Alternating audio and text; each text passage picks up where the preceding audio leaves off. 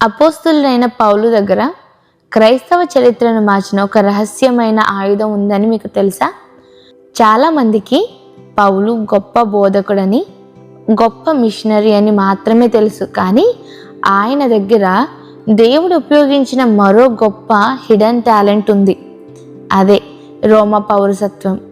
అపోస్తుల కార్యములు 22వ అధ్యాయంలో యెరూషలేములో పౌలును కొట్టడానికి రోమా సైనికులు సిద్ధమయ్యారు. అప్పుడు పౌలు ఒక ప్రశ్న అడిగాడు. విచారణ చేయకుండానే రోమా పౌరుడిని కొట్టడం మీకు ధర్మమా? ఆ మాట విన్న వెంటనే సైనికులు భయపడ్డారు. ఎందుకంటే రోమా పౌరుడిని విచారణ లేకుండా శిక్షించడం రోమా చట్టానికి విరుద్ధం. ఇంకో సందర్భంలో పౌలు, నేను కైసరుని ఎదుటే విచారణ పొందుతాను అని తన రోమా పౌరసత్వపు హక్కును వినియోగించాడు. దానితో ఆయనని రోమాకు పంపించారు.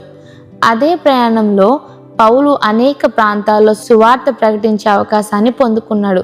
కొరింథు, ఎఫెసు, చివరకు రోమా నగరం వరకు దేవుని వాక్యం చేరింది.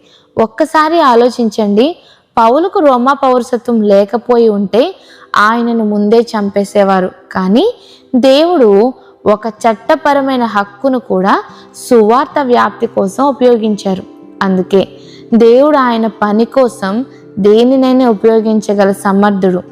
కాబట్టి ఆయన మన జీవితంలో ఇచ్చిన ప్రతి అవకాశాన్ని ఆయన మహిమ కోసమే ఉపయోగించాలి.